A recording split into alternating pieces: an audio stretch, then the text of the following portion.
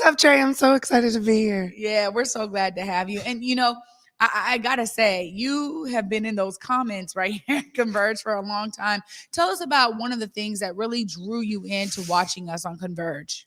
Well, before this sort of recent journey in comedy that I'm on, I spent many years doing politics and a lot of community organizing. I still do all of that. I live in Federal Way. We're neighbors down there in Federal Way, and I used to watch Omari actually on the live streams during the protests. So at one point, I was down at the Chop. I was checking out the Chop and seeing what was going on down there. I know Chakundi through politics, his brother, and I was actually standing in the middle of like the Black Lives Matter mural on the ground, and I said to myself, I wonder if Omari is down here, and I wonder if I'll get to meet him.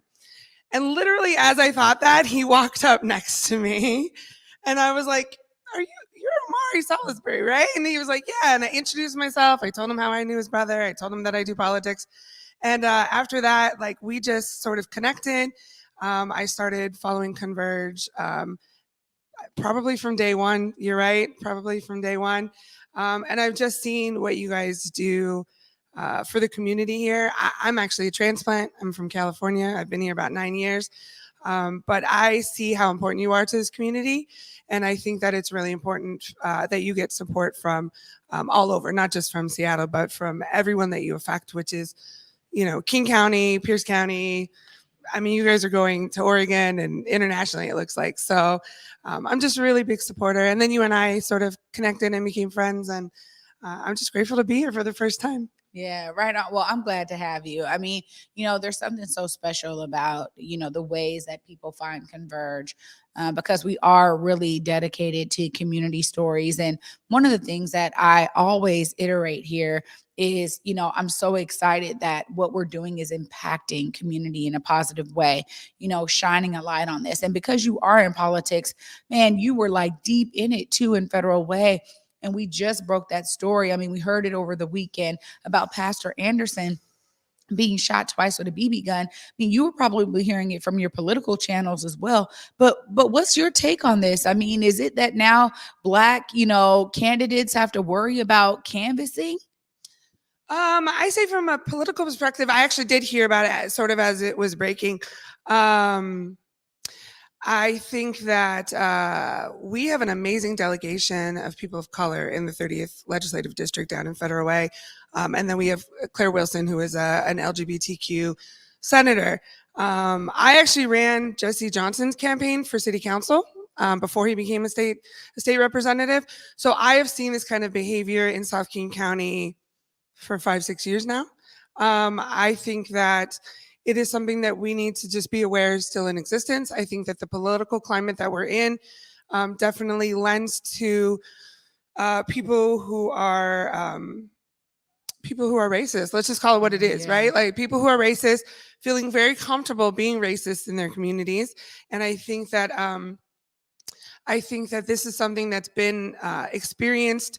I know that actually one of the opponents in Carrie Anderson's race, Christina Reeves, I mean, she's doorbelled for years now in multiple races, and she's been called the N-word, and she's been called all these terrible things, just being out there trying to do better. So I think what it is it's a call to reality that we need to protect our candidates. It's a call to the candidates to make sure that they are doing things safely and that they are never alone.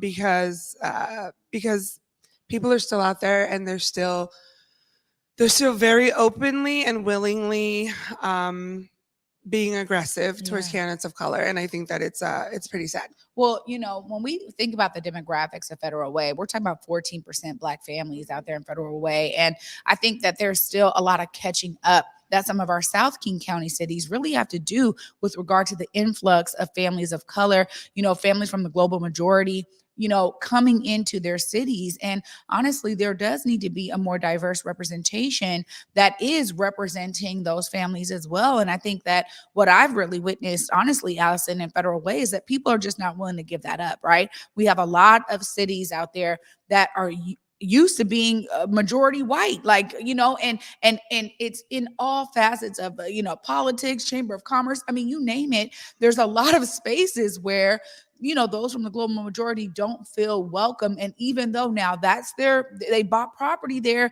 they're paying property taxes, they're a elected citizen that's engaged in the civic process, there's still not enough candidates that are representing them. So I just give kudos to anybody who really is out there pushing for it, for that representation. I think it's so important and so key. And it's also one of those things that are going to maybe break the monotony of thought that we're seeing in some of these cities where that racism is still so alive and well and blatant, as you say. Yeah, I mean, I think that racism is going to exist long past us, right? But I don't think that we should let it hinder what we're doing. I don't think it should let us hinder the movement. Again, I've only been here about 9 years. I'm from the Bay Area, which is an extremely gentrified area. I mean, friends that I have that lived in communities like Oakland or East Palo Alto, they live 2 or 3 hours from their jobs sometimes because of gentrification. So gentrification is nothing new. In Federal Way, what I learned living here and doing politics and community work is that I always try and take a positive stance. I say that Federal Way has benefited from the gentrification of Seattle because people have moved to our community and we've made it more diverse. In that, I think that representation will always matter. I think that we have fantastic representation now with Jamila Taylor and with Jesse Johnson, and then again with Senator Wilson. But I think that our city councils are not necessarily as diverse as we like. And I think that there's a lot of pushback. I think I know last year our city council went from a more progressive majority to a more conservative majority again. And so that flip-flop is the pushback from those more conservative people saying, no, this is our community and we want it to stay our community. At the end of the day, those of us who are people of color or are queer people or are more progressive, we need to stand our ground. One of the things that I also do, and I know I'm here to talk about comedy, but I'm also the founder of Pride Federal Way. And in fact, August 6th, we're having our first Pride picnic. So that stemmed from a bunch of pushback back in 2019 about just flying a pride flag in Federal Way. And when the people said, we want it, I fought for it. And the city council and our mayor, Jim Farrell, he agreed to fly it. And he was very supportive. But there was a big chunk of our community that didn't want it. And I'm a fighter. I'm a fighter. So I said, oh, you don't want the flag? Well, we're going to have a whole festival. Yeah. And so we started planning it pre-pandemic. We're still here after the pandemic, and now we're having Pride in our community. So I think that no matter what we face, we have to push forward and we have to come together and say, we're here, we're not going anywhere, and fight for our representation and our equity there. Yeah, I agree. And, I think there's going to be some shuffling. We see that, Mayor Jim Farrell's going up for a different seat. So there may be some shuffle there. I also think, too, I give a huge shout out to Councilmember Gamar Zahalai for representing at the county level, which also, too, folks don't realize there's not a lot of representation there. And the things that he's pushing for, he receives a lot of pushback as well. So I just appreciate you diving in a little bit with your political know-how to shine some light on some of these things that are happening, because I do think Federal Way represents what is happening in a lot of different South King County cities. And so I really appreciate you, because we didn't even plan to go there, but I was like, Allison's here, we got to dive in a little bit, especially after what just happened to Pastor Anderson. I know you have seen a lot, but after this short break, we're diving all the way into comedy. We are going to make sure that we end on a great note. You guys stay tuned after this short break. We're going to be diving into this comedy show that's coming up. Allison's going to be telling us all about it and how she kind of transitioned and merged into comedy. So stay tuned after this short break. You guys, you're watching The Day with Trae. Hey guys, Basic Gordon here. Check this out. This Tuesday is the next Real Seattle Media Mixer, and I am so excited to say, although we know that we have a mixer every single event, we also have a panel. And this month's panel, it'll feature on advertising and sponsorships and reaching out to the people to give you that bag, because let's be frank, it's not always that easy if you don't have the proper tools. So in order to make sure that we have this conversation, we are teaming up with the Vita agency, who Converge Media works with for our advertising. So who better to tell you guys how to get that money, how to get to the bag, than exactly who helps us get to the money and the bag, okay? So look, the event is free, happens Tuesday, July 19th, 8 p.m. to 11 p.m. over at Gold Bar, Seattle. All I ask is that you RSVP with this link right here to make sure your girl has the proper head count. That way we have enough staff in place, all right? So look, I will see you guys on Tuesday at 8 p.m. and make sure you have your questions ready to find out how you can get future brand deals, sponsorships, and of course, get to that bag. The truth with proof, the truth with proof. If you nice with the sports, then he swooping through. He gon' highlight you. Ain't nobody live like us, fly like us. We gon' find you, put the city behind you. Let us know you got skills, we gon' be at a game. In the Northwest, we reppin' the city where it rains. Woohoo! It is definitely a busy time right here at Converge Media. As Besa said there, you guys want to hop into this mixer. These media mixers are phenomenal, and Besa and the team just does a great job of curating this so that you can really walk away with some tips and tricks that you can use to boost your business. And of course, right there, y'all saw it. My brother, The Truth with Proof, his show is airing tonight as well. So busy time right here at Converge Media. But also, this lady who's with me today, Allison Fine, has been very busy herself. Allison, no, we talked about politics in that first segment, but you really have merged into comedy, and it's so great to see you. I actually got to see you perform on stage. Tell us a bit about what got you into comedy. I think that with comedy, I was looking for sort of a creative outlet. I grew up as a musician, and I haven't done music for a long time. The last few years doing politics has been really difficult. It's a stressful place to be, and especially in a place like South King County, where you're facing so many obstacles. And so, also, as a side note, I'm a survivor of a pretty significant domestic violence incident that happened a few years ago. So I think that part of it was like processing trauma for me, and wanting to find a way to do something for myself and to bring light to others. I've always sort of been funny. The people I grew up with, if you couldn't talk mess, we used to call it capping. Now capping means lie, but if you couldn't cap with them folks, you know what I'm saying? Like, you weren't gonna make it in those communities. So I always learned how to to snap back. And so I actually went to Nate Jackson's Super Funny Comedy Club, and I was going to see shows there. I had a couple friends that knew him. They said, "Oh, tell Nate." I said, "What's up?" So I introduced myself to Nate one night, and I said, "Look, I want to try comedy. I want to be on your stage one day." And Nate said, "Start coming every Tuesday, and that's their open mic night." And he said, "Start studying." And this was beginning of July, about a year ago. So I did. I started going every single Tuesday, 8 o'clock, which it still happens today. It's free. They have a happy hour now, so you can come at like 6:30, I think, and have happy hour. And there's always a free open mic night. And so I started studying, and I went every single Tuesday for months.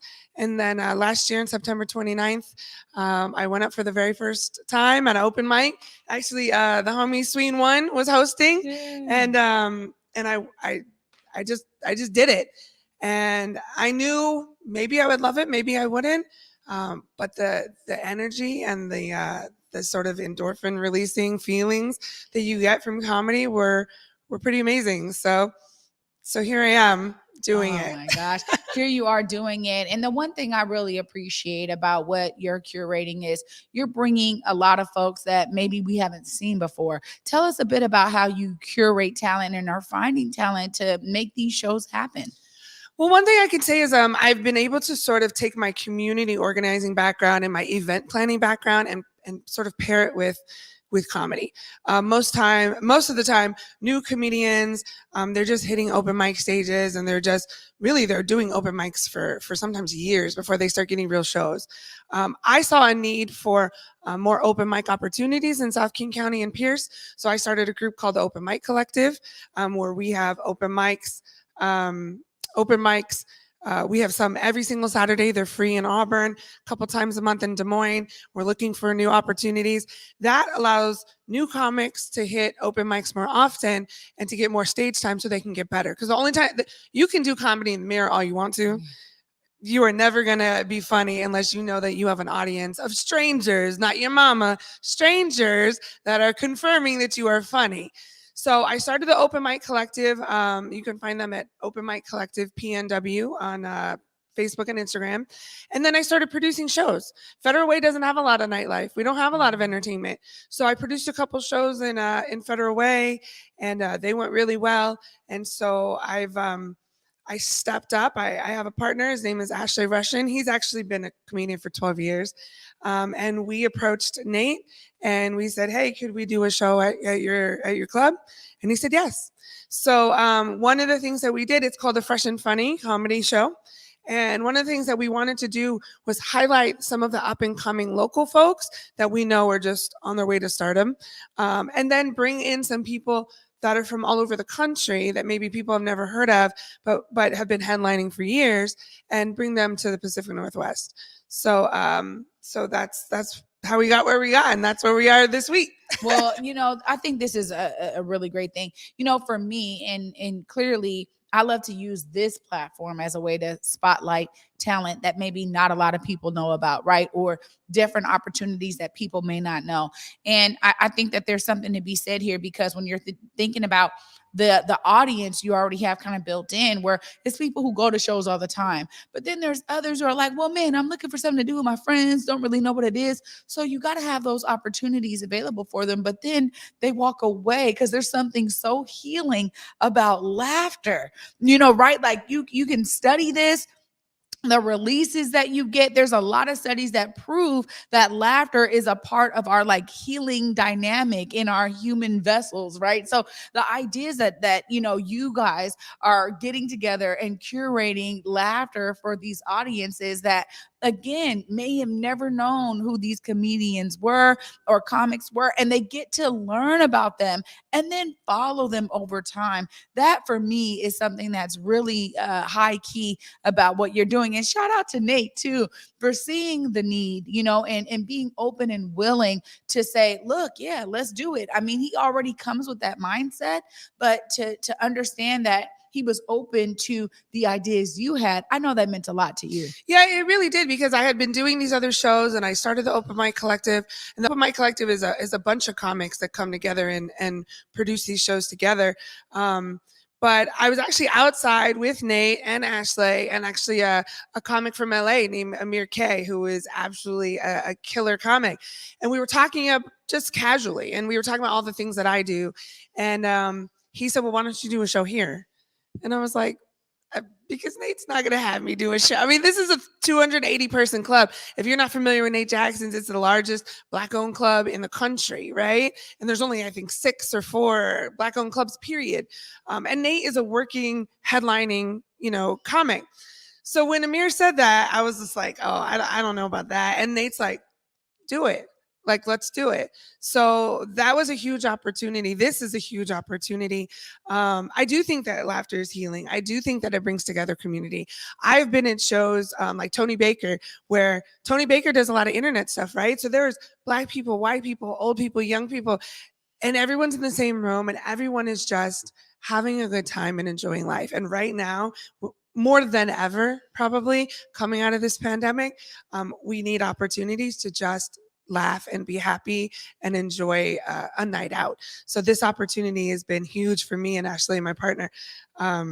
And I'm super excited. And I'm super excited to tell you guys about it too. So. Well, you're about to tell us all about it. And you mentioned Tony Baker. And I just got to say, I don't get a lot of time to just downtime, right? And for me, my life is kind of, scheduled out and it's on the go all the time. But I was able to catch some of his stuff online, and the ways that he does the voiceovers with the animals. I mean, I'm telling you, I can't. I've had to show my parents. I'm like, this guy is funny and he is so good with that. Like the fact that he has these voices he uses, that gives me a hoot, I gotta say. So tell us more about this show. I know we got the flyer, we'll put it up and you can tell people how they can make sure they come and contact this. Yeah, so when Ashley and I decided to do this show together, we wanted to bring in someone from out of town that people didn't really know, but someone who was established. So we decided to bring in, there's our flyer. We decided to bring in a woman. Her name is Andrea Clark. She's from Chicago. I was actually in Chicago for a work trip a couple weeks ago. I got to meet her. She is so hilarious. I think she's been a comedian for 11 years, but she was a teacher for a long time. She's actually in law school right now. She always talks about how this is an amazing hobby for her, but she's been headlining tours for 11 years. This is a fun fact. She'll probably, I hope she doesn't see this, but she's also Mr. T's daughter. Aww. So she comes with all of this background in the the Hollywood community, and you can see a lot of her influence when you meet her and you listen to her comedy. She also, like I said, she was a teacher, so she talks about a lot of relatable things to like families and parents. I'm not going to spoil any of her comedy because she's great, but she's our headliner. And then we also have some local greats. Sam Miller and Juan Forno. Sam just finished taping his first special. Juan Forno is about to tape his special. He's from Canada, but he lives here in Everett. So those are actually headliners too, but they're actually featuring. So those are people that you would see. You would pay full price to see them, but they're featuring for Erica right now. We also had the opportunity to partner at the club with Eastern Washington. They have a fundraiser thing going on. And so Nate Jackson himself is on our lineup, which is huge because that's Nate. If you guys haven't seen Nate Jackson is a murderer as a headliner. His crowd work is amazing. I learn something every time I sit in front of Nate Jackson, and I do that 2-3 times a week sometimes. And then you have myself, you have Ashley Russian who's hosting, and then we just added Pete McCorvey. He's not even on our flyer. We just added him this weekend. Pete McCorvey is actually in the Navy, stationed out of Bremerton, but he's been a comedian for like 10 years. He's from Mississippi, so I always say listen hard because he talks fast. But this lineup is like fire. But I'm also really excited about our partnerships. We have some community partnerships. I reached out to the community. We're partnering with ETC Tacoma Clothing. We're partnering with the I Am Lock Shop, which they have a Federal Way School. They have a Rainier Beach shop. They have a Tacoma shop and a shop in Arizona. We're partnering with the Tacoma Tooth Fairy. She does tooth whitening and tooth gems and makes grills, all kinds of stuff. Chris Clips, he's a barber, but he's also a photographer. He's one of our partners. And then Essence Lounge and Platinum Entertainment, which is Mike Brown. So they are all sponsoring us. Those are partners for us.